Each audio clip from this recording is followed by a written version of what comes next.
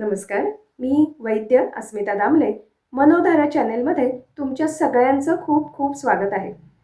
आज आपण एक असं पेय बघणार आहोत जे आरोग्यासाठी अतिशय फायदेशीर, अतिशय गुणकारी आहे।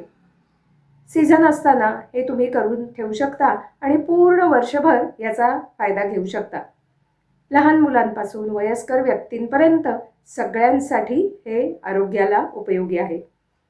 कोणत्याही ऋतूमध्ये गरम पाण्याबरोबर किंवा गार पाण्याबरोबर घेऊन तुम्ही याचा फायदा घेऊ शकता।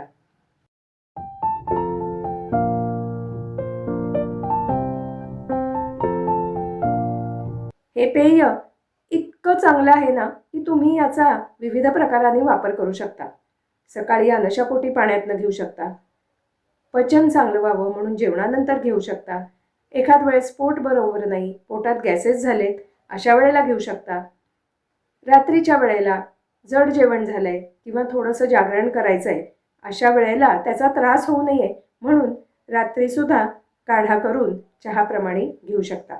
मग बघूया हे आरोग्यदायी पेय हे कसं करायचं, यामध्ये घटक कोणते आहेत हे सगळं सविस्तर मी या व्हिडिओमध्ये सांगणार आहे। यासाठी शेवटपर्यंत हा व्हिडिओ अवश्य बघा। हे बनवण्यासाठी आपल्याला सगळ्यात महत्त्वाचा पदार्थ लागणार आहे तो म्हणजे आवळा। आवळा घेत असताना तो मोठा, टपोरा, ताजा आणि कोणतेही डाग वगैरे नसणारा असे बघून निवडून घ्या। मी हे पेय बनवत असताना तुम्हाला साधारण 1 किलो आवळा घेऊन त्याचं प्रमाण सांगणार आहे। आवळा हा नियमित सेवन केला असता त्याच्यामुळे दीर्घायुष्य प्राप्त होतं, यामुळे याला आयुर्वेदामध्ये रसायन असं म्हटलेलं आहे। आवळा मानसिक आणि शारीरिक थकव्यावर गुणकारी आहे। तो स्मरणशक्ती वाढवणारा, आपली ताकद वाढवणारा आणि वयस्थापन म्हणजे अँटी एजिंग प्रॉपर्टी असणारा आहे। आवळा हा पित्तशामक आणि वातकफ संतुलन करत असल्यामुळे त्रिदोषांवर उपयोगी ठरतो। हा दीपन पाचन, डोळ्यांसाठी, केसांसाठी गुणकारी आहे। रक्तशुद्धी करणारा, यामुळे त्वचा विकारांवर गुणकारी आहे। आपली रोगप्रतिकारक शक्तीसुद्धा त्यांनी वाढते। यातला दुसरा घटक आहे तो म्हणजे ओली हळद। ओली हळद घेत असताना त्याचे कंद मोठे, जाडजूड असे बघून घ्या। फक्त एक लक्षात ठेवायचं की ओल्या हळदीमध्ये माती खूप प्रमाणात असते, त्यामुळे आपण जेव्हा हे पेय बनवणार आहोत त्यावेळेला ती अगदी स्वच्छ धुवून पूर्ण माती काढून घ्यायची आहे। हळद ही कफपित्तशामक, रक्तशुद्धी करणारी, त्वचेचा पोत आणि आपला वर्ण सुधारणारी, कृमिघ्न, जंतुनाशक आणि आपल्यापैकी बऱ्याच जणांना माहिती आहे की आपली जखम झाली की आपण पटकन तिथे ती बरी करण्यासाठी हळद लावतो। याप्रमाणे ती जखम लवकर भरून आणणारी, विषघ्न, आपली खाज कमी करणारी, सर्दी, खोकला, कफ या सगळ्यावर गुणकारी आहे।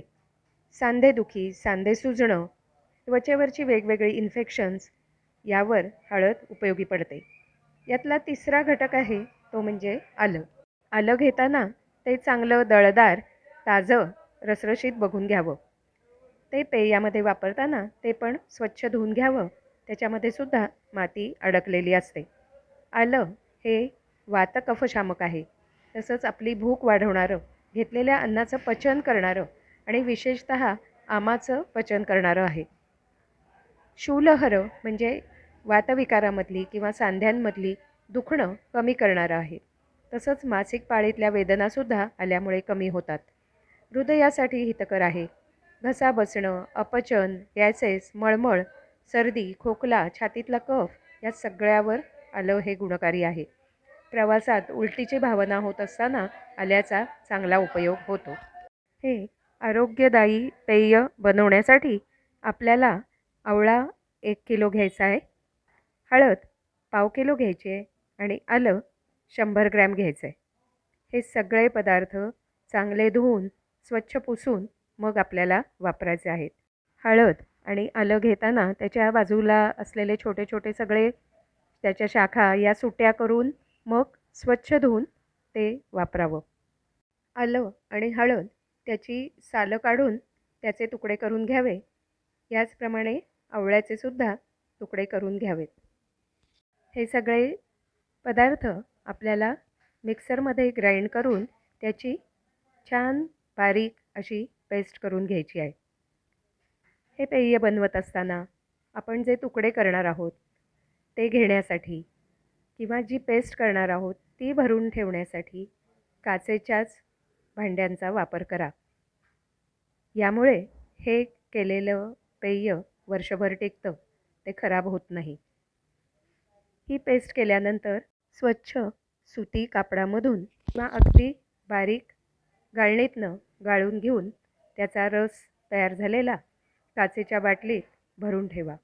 हा कॉन्सन्ट्रेटेड रस फ्रीजमध्ये ठेवून आपण वर्षभर वापरू शकतो. हा रस वापरत असताना तो सुरुवातीला आपल्याला जेवढा हवा आहे तेवढा बाहेर काढून रूम टेम्परेचरला येईपर्यंत थांबावं.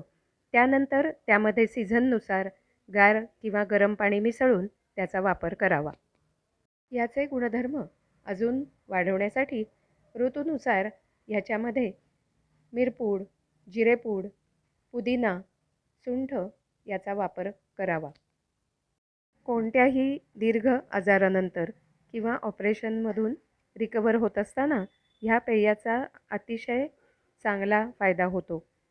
हे पेय अशा वेळेला सकाळ संध्याकाळ 1 चमचा कोमट पाण्यामधून द्यावे. ह्याच्यामुळे भूक वाढते, पचनशक्ती सुधारते, कॉन्स्टिपेशन कमी होतं, आजारपण किंवा ऑपरेशनमुळे आलेला शारीरिक आणि मानसिक थकवा भरून यायला मदत होते. या पेयाचं अजून एक वैशिष्ट्य म्हणजे ह्यात आपण जे पदार्थ वापरलेत त्यातल्या सगळ्या घटकांचा आपल्याला आरोग्यासाठी फायदा होतो.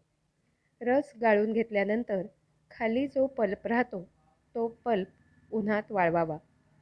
उन्हात वाळल्यानंतर त्याची छान बारीक पावडर करून ठेवावी. ही पावडर थंडीमध्ये, पावसाळ्यामध्ये गरम पाण्यात उकळून काढा करावा. या रसाचे जे फायदे आपल्याला आरोग्याला मिळणार आहेत तेच सगळे फायदे ह्या काढ्यामुळे सुद्धा आपल्याला मिळतात. ही पावडर कोरफडीच्या गरामध्ये मिसळून त्याची पेस्ट करावी. ही पेस्ट हेअर पॅक म्हणून केसासाठी अतिशय गुणकारी आहे.